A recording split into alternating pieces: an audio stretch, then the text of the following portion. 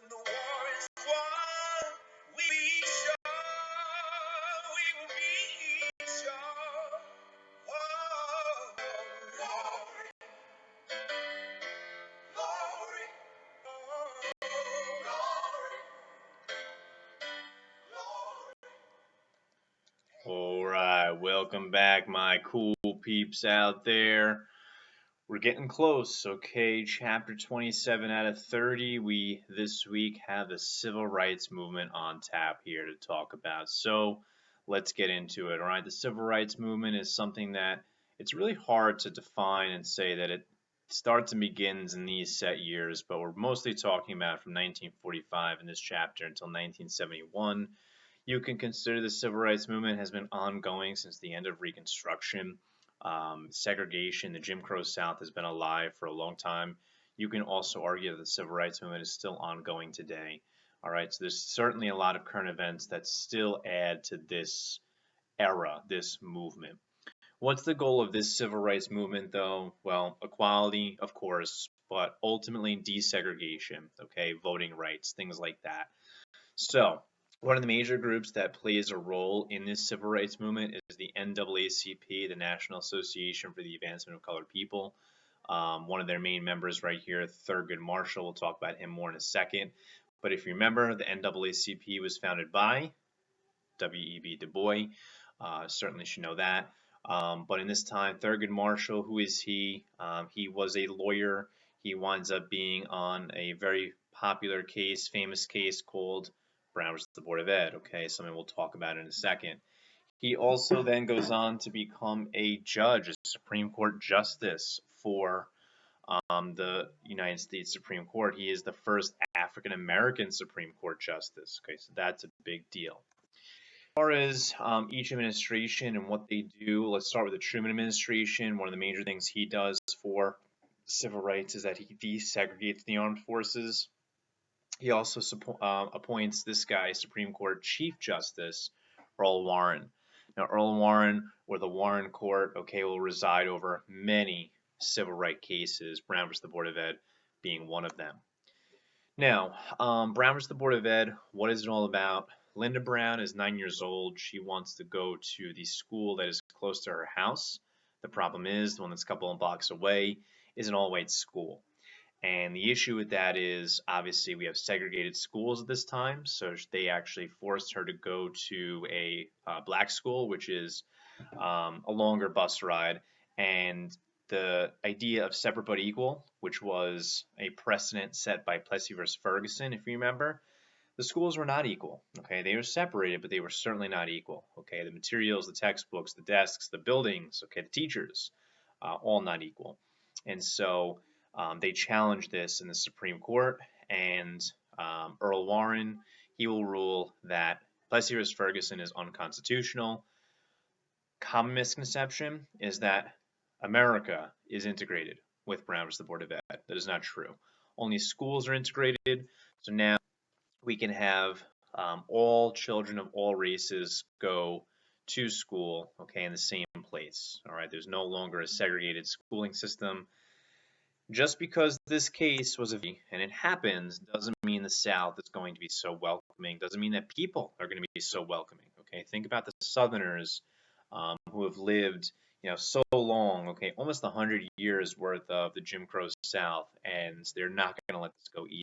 So we are going to have about 101 members of Congress basically write a piece of paper called the Southern Manifesto, in which they condemn this court case ruling. They don't agree with it. One of the biggest examples of a conflict having to do with the results of Brown versus the Board of Ed comes in Little Rock, Arkansas. I love this guy's name, Governor Orville Faubus. He is the governor of Arkansas, and he bars these 9 African American students from trying to go to high school. Well, we call these guys the Little Rock 9.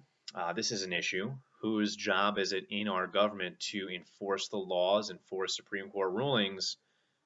The president, okay, the executive branch. And so Eisenhower is the president at this time, and he is going to use his power as president to enforce the ruling of Brown versus the Board of Ed.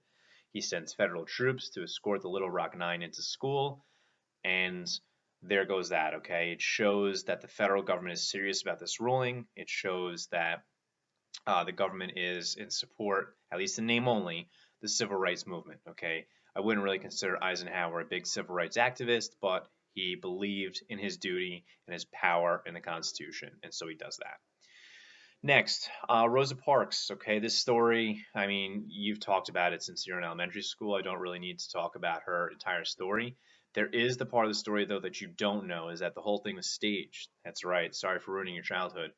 It was staged. Rosa Parks, okay, the whole sitting on the bus thing was set up by Martin Luther King Jr. We'll talk more about him in a minute.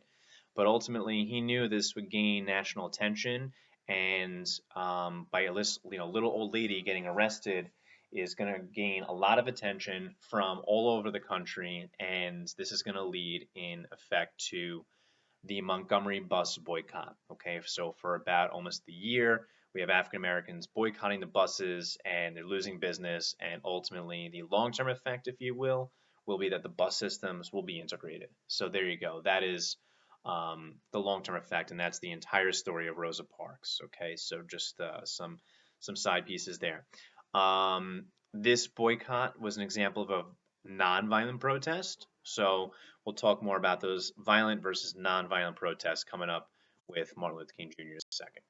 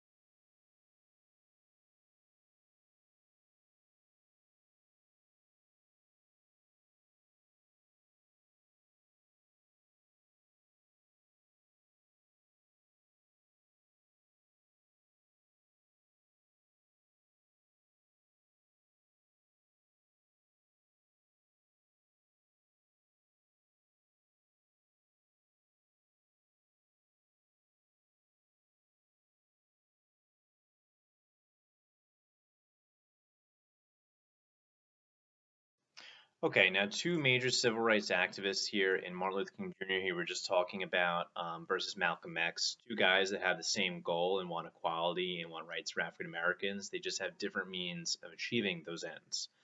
Now, Martin Luther King Jr., most of us again know about him and his story, what he preaches. He's all about civil disobedience, which is peaceful means of protesting. We just talked about the boycotts, for example, that was set up by him. We'll talk about some other examples coming up. He gets that idea of civil disobedience, yes, from Gandhi, but also if we go back in time to U.S. history, okay, when about a third of our through our content in the year during the antebellum era, there was a transcendentalist named Henry David Thoreau who, just like MLK, he used civil disobedience. He coined this term, and what did he do? He refused to pay his taxes because he did not support the Mexican-American War. So there's your synthesis point, okay, our connection point across time. So that's something to bring up if you mention civil disobedience. And again, if you're mentioning MLK in your writing, you really need to put civil disobedience, okay? It's synonymous with him. So as a grader, I'm looking right for that right away. Now, Malcolm X, this guy, why don't we have a holiday for him? Well, he preaches a little bit of a different tune.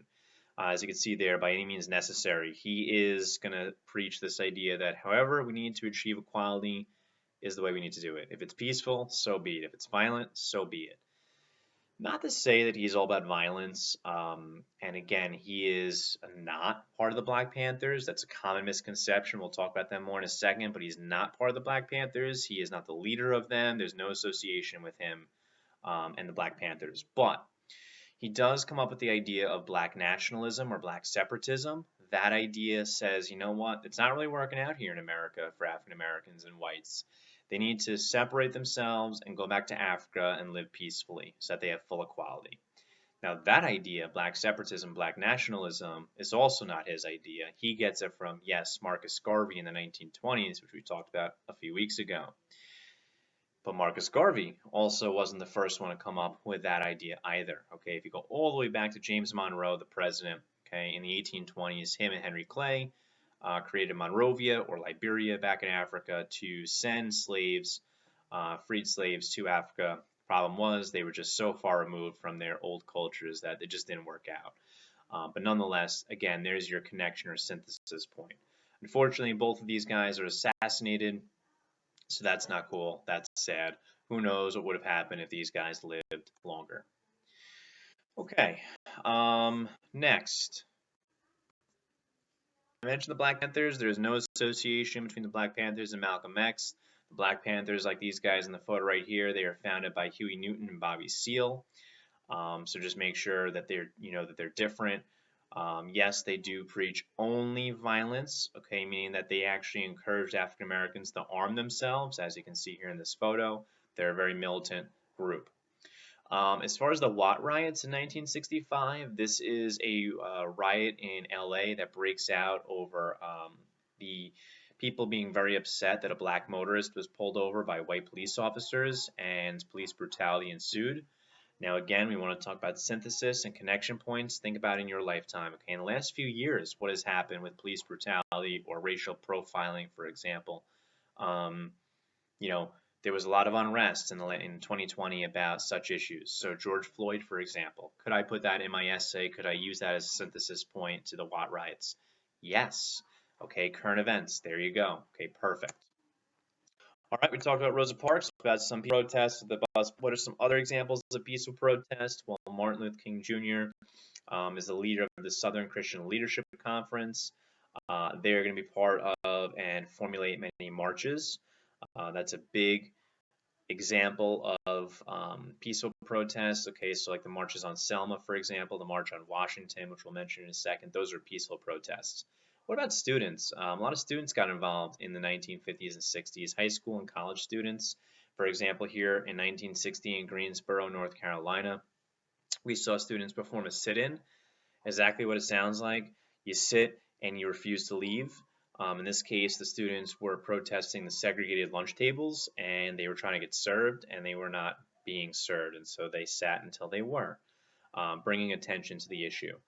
There's power in numbers, people. So a sit-in or like a walkout, for example, a walkout where the students got up and just walked out of the school, it shows that the students can peacefully get a message across to administration, and that they are wanting something, okay? And again, not that I'm encouraging it, but I'm just saying there's a lot of students, and there's usually more students in a school than there are administration, teachers, adults. So there's power in numbers, and that's a peaceful way of protesting, sit-ins or walkouts. Freedom Riders, okay, the bottom left picture there, Freedom Riders are people from the north who rode down into the south to try to promote and try to get more African Americans to register to vote. There was a lack of registered African Americans voting because of blocks, because of things like literacy tests and poll taxes. That's right, they're still around, okay? They're still around since the end of Reconstruction, so they're trying to encourage a more African American turn. What about John F. Kennedy? John F. Kennedy has his own kind of Little Rock Nine example, but this case is a college student, James Meredith, who was barred from going to the University of Mississippi. And John F. Kennedy, just like Eisenhower, is going to use troops to escort him to school. MLK, I mentioned earlier, the March on Washington, another example of peaceful protest. He has his famous I Have a Dream speech here. Hopefully you've heard of that before. If not, make sure you check it out on YouTube. It's one of the more iconic speeches, not only in U.S. history, but world history. What ends segregation in America? No, it's not Brown versus the Board of Ed. It is the Civil Rights Act of 1964. So that bottom picture there is Lyndon Johnson shaking the hand of MLK. This is a big success. Okay, this formally ends segregation in all public facilities, which means restaurants, bathrooms, schools, buses, okay, water fountains. Any public facility is now integrated. Okay, no more segregation. It also says employers cannot discriminate upon your race when trying to hire people. Okay, action is something that we get towards the end of the civil rights movement. This says that employers and schools have to have X amount of minorities on their payroll or in their schools. So when you guys are applying to college or filling out the SATs, that's the reason they ask you about your ethnicity or race. Um, and this is even still around today in the sense that, certain companies are mandated to have, like I said before, X amount of minorities on their payroll to give everybody a chance. Now, the counter argument is, well, now you're barring somebody who has a better resume or is more qualified from getting that position. So um, there is pushback on affirmative action. There's the positive that it gives someone an opportunity, but the negative, well, it takes away the opportunity from someone who might be more qualified. Wrapping up the civil rights movement, okay, the 24th Amendment outlaws poll taxes. That's gone. Okay, so finally, now we can allow more people to vote. 1964 is a big year for what we call the Freedom Summer. Those freedom riders I talked about earlier, okay, a lot of them are driving all throughout the South to get more African Americans to vote. Selma, the march Selma to Montgomery, I mentioned earlier, by Martin Luther King Jr. This was a peaceful protest, turned a little bloody, trying to raise awareness for the lack of voting amongst African Americans. Lyndon Johnson in 65, he is president. He will send troops to escort the remaining marchers to where they're trying to go in Montgomery. And again, it went from peaceful to bloody. And once the troops arrive, okay, again, it's the government saying we are supporting civil rights.